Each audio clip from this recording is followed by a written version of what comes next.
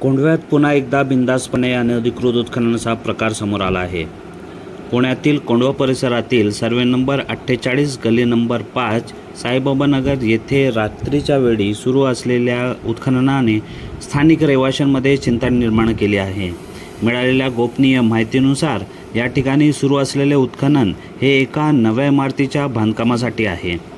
मात्र या उत्खननासाठी ना कोणत्याही महसूल विभागाची परवानगी घेण्यात आलेली आहे, ना बांधकाम विभागाला याची माहिती देण्यात आलेली आहे. त्यामुळे हे उत्खनन संपूर्णपणे अनधिकृत असून प्रशासनाच्या नकळत सुरू असल्याचं समोर येत आहे. अशा प्रकारचं गुपचूप उत्खनन प्रशासनाच्या नजरेआड सुरू राहिल्यास यामुळे कायदेशीर प्रश्न निर्माण होतात आणि स्थानिक सुरक्षेचाही प्रश्न या ठिकाणी निर्माण होतो.